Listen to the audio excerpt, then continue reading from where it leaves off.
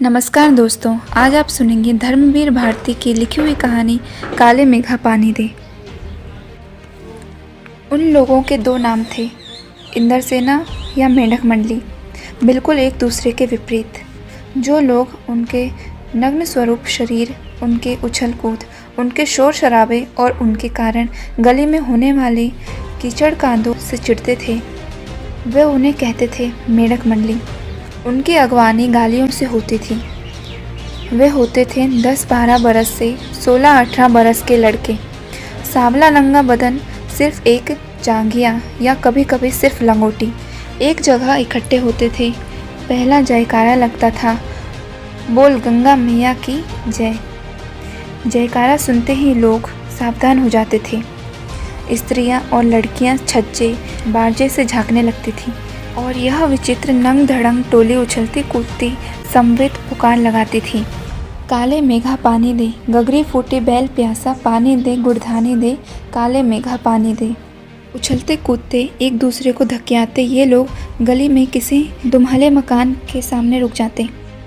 पानी दे मैया, इंद्रसेना आई है।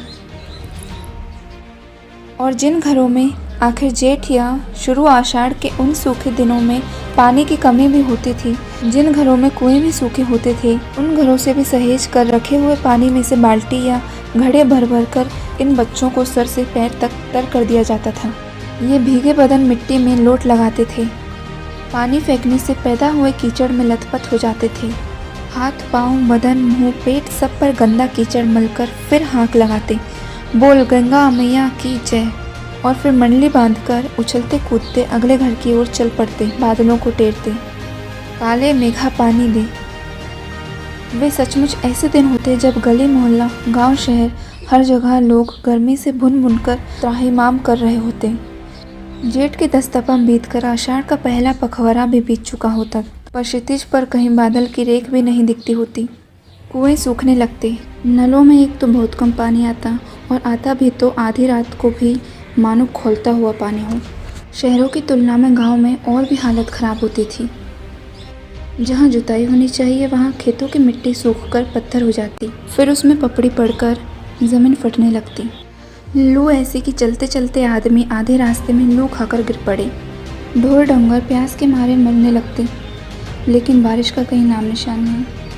ऐसे में पूजा पाठ कथा विधान सब करके लोग जब हार जाते, तब अंतिम उपाय के रूप में निकलती यह इंद्रसेना। वर्षा के बादलों के स्वामी हैं इंद्र, और इंद्र की सेना टोली बांधकर कीचड़ में लथपथ निकलती, पुकारते हुए मेघों को, पानी मांगते हुए प्यासे गलों और सूखे खेतों के लिए, पानी की आशा पर जैसे सारा जीवन आकर टिक गया हो। बस एक बात मेरे समझ में नहीं आती थी कि जब चारों ओर पानी की इतनी कमी है तो लोग घर में इतनी कठिनाई से इकट्ठा करके रखा हुआ पानी बाल्टी भर भर कर इन पर क्यों फेंकते हैं। कैसे निर्मम बर्बादी है पानी की। देश की कितनी क्षति होती है इस तरह के अंधविश्वासों से। कौन कहता है इन्हें इंद्र की सेना। अगर इंद्र महाराज से ये पानी दिलवा सकते हैं तो खुद अपने लिए पानी क्यों नहीं मांग लेते। क्यों मोहल्ले भर का पानी नष्ट करवाते घूमते हैं। नहीं, यह सब पाखंड है, अंधविश्वास है। ऐसे ही अंधविश्वासों के कारण हम अंग्रेज़ों से पिछड़ गए और गुलाम बन गए। मैं असल में था तो इन्हीं मेढक मंडली वालों की उम्र का, पर कुछ तो बचपन के आर्य समाजी संस्कार थे और एक कुमार सुधार सभा कायम हुई थी। उसका उपमंत्री बना दिया गया था, सो समाज सुधार का जोश कुछ ज़्यादा ही था। अंधविश्वासों के खिलाफ तो तर्कस में तीर रखकर घूमता रहता था। मगर मुश्किल यह थी कि मुझे अपने बचपन में जिससे सबसे ज़्यादा प्यार मिला वे थी जीजी। यूँ मेरे रिश्ते में कोई नहीं थी, उम्र में मेरी माँ से भी बड़ी थी, पर अपने लड़के बहू सबको छोड़कर उनके प्राण मुझी में बसते थे। और वे थी उन तमाम रीति रिवाजों, तीज त्योहारों, पूजा अनुष्ठानों की खान जिन्हें कुमार सुधार सभा का यह उपमंत्री अंधविश्वास कहता था और इन्हें जड़ से उखाड़ फेंकना चाहता था। पर मुश्किल यह थी कि उनका कोई पूजा विधान, कोई त्यौहार अनुष्ठान मेरे बिना पूरा नहीं होता था। दिवाली है तो गोबर और कौड़ियों से गोवर्धन और सतिया बनाने में लगा हूँ। जन्माष्टमी है तो रोज़ 8 दिन की झांकी तक को सजाने और पंजीरी बांटने में लगा हूँ। हर छठ है तो छोटी रंगीन कूलियों में भूजा भर रहा हूँ। किसी में भुना चुना, किसी में भुना चना, किसी में भुनी मटर, किसी में भुने अरवा चावल, किसी में भुना गेहूँ। जीजी यह सब मेरे हाथों से कराती ताकि उनका पुण्य मुझे मिले, केवल मुझे। लेकिन इस बार मैंने साफ इनकार कर दिया। नहीं फेंकना है मुझे बाल्टी भर भर कर पानी इस गंदी मेढक मंडली पर। जब जीजी बाल्टी भरकर पानी ले गई, उनके बूढ़े पांव डगमगा रहे थे, हाथ कांप रहे थे। तब भी मैं अलग मुंह फुलाए खड़ा रहा। शाम को उन्होंने लड्डू मटरे खाने को दिए तो मैंने उन्हें हाथ से अलग खिसका दिया। मुंह फेर कर बैठ गया, जीजी से बोला भी नहीं। पहले वे भी तमतमाए, लेकिन ज़्यादा देर तक उनसे गुस्सा नहीं रहा गया। पास आकर मेरा सर अपनी गोद में लेकर बोली, देख भैया, रूठ मत, मेरी बात सुन, यह सब अंधविश्वास नहीं है। हम इन्हें पानी नहीं देंगे तो इंद्र भगवान हमें पानी कैसे देंगे? मैं कुछ नहीं बोला। फिर जीजी बोली, तू इसे पानी की बर्बादी समझता है, पर यह बर्बादी नहीं है, यह पानी का अर्घ्य चढ़ाते हैं। जो चीज़ मनुष्य पाना चाहता है उसे पहले देगा नहीं तो पाएगा कैसे? इसलिए ऋषि मुनियों ने दान को सबसे ऊंचा स्थान दिया है। ऋषि मुनियों को काहे बदनाम करती हो जीजी? क्या उन्होंने कहा था कि जब आदमी बूंद बूंद पानी को तरसे तब पानी कीचड़ में बहाओ? कुछ देर चुप रही जीजी, फिर मटरी मेरे मुंह में डालती हुई बोली, देख, बिना त्याग के दान नहीं होता। अगर तेरे पास लाखों करोड़ों रुपए हैं और उसमें से तू 2-4 रुपये किसी को दे दे तो यह क्या त्याग हुआ? त्याग तो वह होता है कि जो चीज़ तेरे पास भी कम है, जिसकी तुझको भी ज़रूरत है, तो अपनी ज़रूरत पीछे रखकर दूसरों के कल्याण के लिए उसे दे। तो त्याग तो वह होता है, दान तो वह होता है, उसी का फल मिलता है। फल वल कुछ नहीं मिलता, सब ढकोस लाए। मैंने कहा तो, पर कहीं मेरे तर्कों का किला पस्त होने लगा था, मगर मैं भी जिद पर अड़ा था।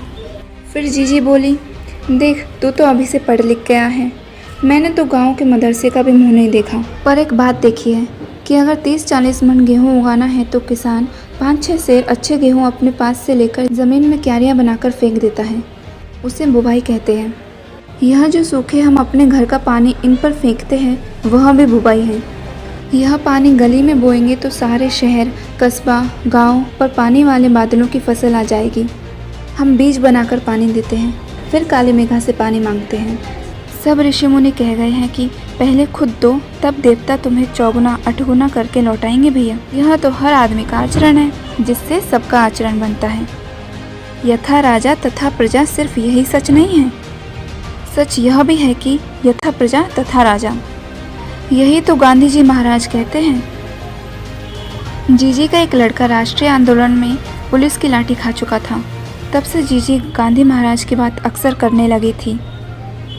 इन बातों को आज 50 से ज़्यादा बरस होने को आए, पर ज्यों कि त्यों मन पर दर्ज है।